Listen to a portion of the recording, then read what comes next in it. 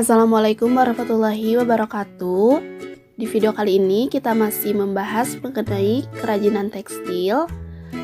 Namun sebelumnya di video pertama yang part 1 kita telah membahas mengenai fungsi dan prinsip kerajinan tekstil, kemudian jenis dan karakteristik kerajinan tekstil. Nah, di video sekarang kita akan membahas mengenai proses produksi kerajinan tekstil, yaitu proses produksi kerajinan tekstil dari tapestri, kemudian batik, yang ketiga sulam, yang keempat jahit aplikasi. Nah, dan selanjutnya yaitu kemasan kerajinan tekstil. Nah, namun sebelum ke proses produksi kerajinan tekstil, di sini kita akan membahas dulu mengenai tujuan kerajinan tekstil sebagai fungsi hias. Kerajinan tekstil sebagai fungsi hias dibuat dengan tujuan sebagai berikut. Yang pertama, untuk memenuhi kebutuhan. Pengrajin telah mempertimbangkan tujuan dari pembuatan produk kerajinan tekstil fungsi hias, yaitu untuk penghias. Sementara produk kerajinan tekstil fungsi pakai digunakan sesuai kebutuhan. Contoh hiasan dinding, fashion, aksesoris, dan elemen estetis interior. Selanjutnya, yang kedua yaitu kerajinan tekstil hasil pengembangan. Kerajinan tekstil dengan fungsi hias dapat pula dibuat dengan memodifikasi bahan dan teknik. Para pengrajin terkadang membuat inovasi pada produk kerajinan mereka yang dinilai telah usang atau membosankan, yaitu salah satu cara yang dilakukan dengan menambahkan hiasan pada sebagian karya agar terlihat lebih unik dan menarik. Setelah mengetahui mengenai tujuan kerajinan tekstil sebagai fungsi hias, selanjutnya di sini kita akan membahas mengenai proses produksi kerajinan tekstil. Yang pertama, proses produksi kerajinan tekstil dari tapestri. Nah, ini merupakan hiasan tapestri dengan teknik tenun serat. Nah, dan di sini kita akan mengetahui mengenai kapan sih kegiatan menenun itu ada gitu. Para ahli antropologi menyatakan bahwa kegiatan menenun sudah ada sejak 500 sebelum Masehi, terutama di daerah Mesopotamia dan Mesir. Selanjutnya menyebar ke Eropa dan Asia, terutama India, Turki, dan Cina. Oleh sebab itu, wilayah itu sejak dahulu telah dikenal sebagai penghasil permadani yang mendunia, baik dikerjakan dengan manual keterampilan tangan maupun dengan mesin. Begitupun dengan Indonesia, terungkap banyak kekayaan tenun-menenun. Dengan aneka ragam teknik dan prosesnya, serta ragam hiasnya yang beraneka ragam, menenun bagi orang Indonesia merupakan suatu perwujudan upacara yang dimulai dari tahapan kerja yang jelas, tata tertib yang harus dipatuhi, dan menjelma menjadi suatu kebiasaan. Adat istiadat, agama, dan lingkungan telah mempengaruhi para penenun dalam mengungkapkan jiwa pada selebar kain hasil tenun mereka. Demikian pula pada pembuatan hiasan tenun serat. Dari proses tersebut, terciptalah hiasan tenun serat yang indah, menawan, dan memiliki harmonisasi dari warna dan tekstur. Kemudian selanjutnya yaitu bahan pembuatan hiasan tapestri. Adapun bahan yang digunakan untuk membuat hiasan tapestri diantaranya yang pertama yaitu benang tipis untuk lungsi, kemudian yang kedua yaitu benang tebal untuk pakan. Dan selanjutnya yaitu alat pembuat hiasan tapestri. Adapun alat yang digunakan dalam pembuatan hiasan tapestri diantaranya yang pertama yaitu kayu spanram yang diberi paku untuk benang lungsi. Kemudian yang kedua yaitu batang kayu. Nah, untuk selanjutnya yaitu proses pembuatan tapestri. Adapun pada tahap proses pembuatan kali ini disajikan pembuatan hiasan tenun sederhana. Baik, untuk selanjutnya yaitu proses produksi kerajinan tekstil yang kedua yaitu batik.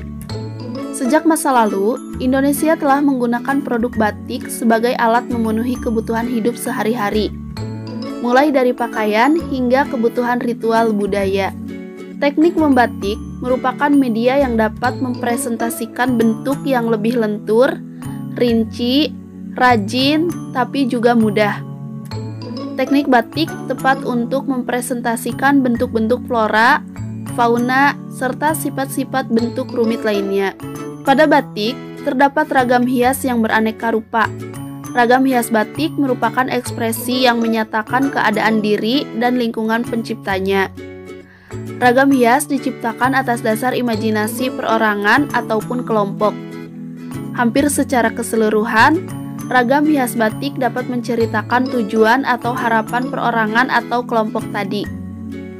Apabila ragam hias yang diciptakan dipakai berulang-ulang dan terus-menerus, maka akan menjadi sebuah kebiasaan yang lama-kelamaan pula akan terbentuk tradisi dari sekelompok masyarakat tertentu.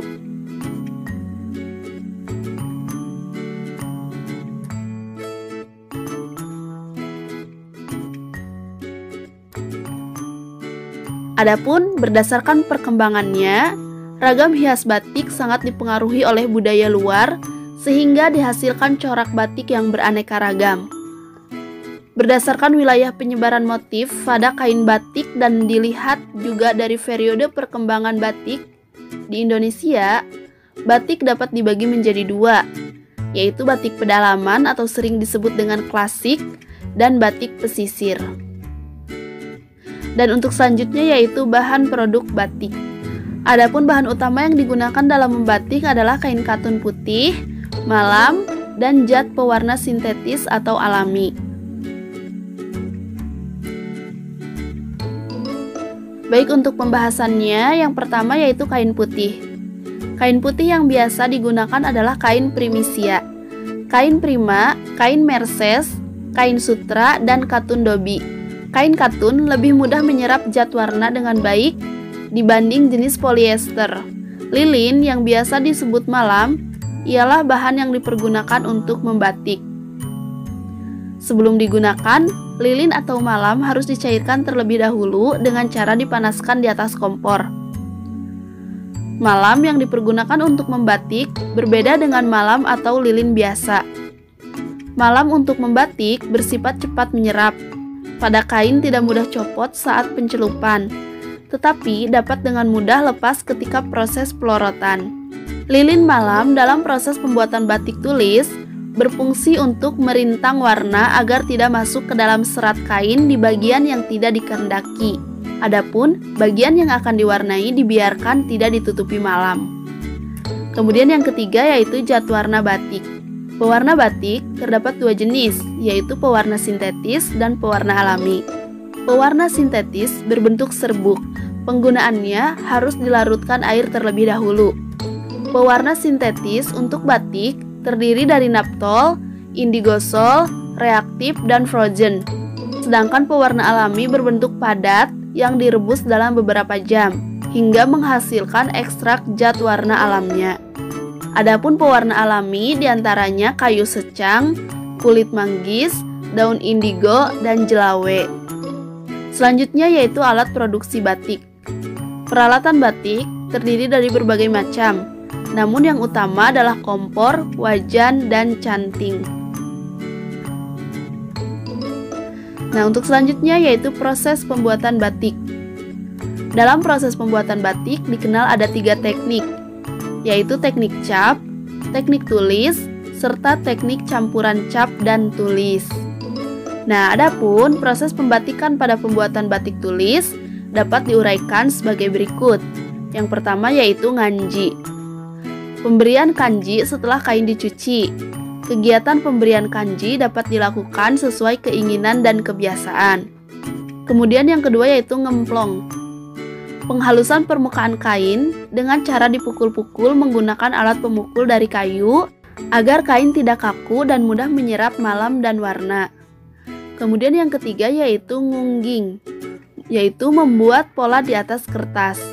Dan yang keempat yaitu nuaplak, yaitu menjiplak pola dari kertas ke kain. Dan yang kelima yaitu ngelowong, jadi memberi lilin atau malam pada kain sesuai pola. Nah, dan untuk selanjutnya yang keenam yaitu ngiseni. Jadi ngiseni ini memberi isian motif ke dalam pola besar. Dan yang ketujuh yaitu nembok. yaitu penutupan pada bagian-bagian tertentu dengan malam agar tetap berwarna putih saat dilorot. Dan yang kedelapan yaitu nyolet. Jadi nyolet ini memberikan warna dengan kuas atau kayu dengan ujung spon. Dan yang kesembilan yaitu nyelup. Nyelup ini memberi warna pada kain dengan pencelupan. Dan yang ke-10 mopok. Mopok yaitu memberi isian pada latar belakang pola. Selanjutnya yang ke-11 ngelorod. Jadi membuang lilin atau malam yang sudah tidak dipergunakan lagi agar motif batik terlihat. Dan yang selanjutnya yang ke-12 yaitu nanahi. Jadi memberi isian dengan malam pada latar belakang pola. Dan yang selanjutnya dapat dilakukan pencelupan warna terakhir dan pelorotan. Baik, untuk selanjutnya yaitu sulam. Sulam biasa disebut juga dengan bordir. Adalah hiasan yang dibuat di permukaan kain atau bahan-bahan lain dengan jarum jahit dan benang. Pada umumnya, sulaman dengan benang menggunakan beberapa jenis tusuk dasar seperti tusuk, jelujur, tikam, jejak, silang, flanel, peston, rantai, melekat benang, batang, dan sebagainya. Dapat diperhatikan gambar di bawah ini. Nah, adapun hasil akhir sulaman dapat dibedakan menjadi berikut. Yang pertama, sulam datar, yaitu hasil sulaman rata dengan permukaan kain. Yang kedua, sulam terawang atau kerawang, hasil sulaman berlubang-lubang seperti menerawang. Yang ketiga, sulam timbul, yaitu hasil sulaman membentuk tekstur di permukaan sesuai motif yang dibuat. Nah, adapun beberapa jenis sulaman yang berkembang saat ini sebagai berikut. Yang pertama, sulam kepala peniti. Yang kedua, sulam bayang. Yang ketiga, sulam renda bangku. Dan yang terakhir yaitu sulam pita. Baik, untuk selanjutnya yaitu jahit aplikasi. Menjahit adalah sebuah kegiatan menyambungkan dua buah kain dengan menggunakan benang dan jarum. Jahit aplikasi merupakan bagian dari teknik menjahit. Jahit aplikasi adalah teknik menghias permukaan kain dengan cara menempelkan guntingan kain pada kain yang berbeda warna dengan dasar kain. Selanjutnya diselesaikan dengan jahit tangan, teknik sulam yang menggunakan tusuk hias peston. Jahit aplikasi cenderung menghias permukaan benda. Sehingga kegiatan jahit aplikasi dapat dikategorikan sebagai kerajinan yang memiliki fungsi hias. Adapun jenis-jenis jahit aplikasi, yang pertama yaitu jahit aplikasi standar, dan yang kedua yaitu jahit aplikasi pada potong sisip atau inlay.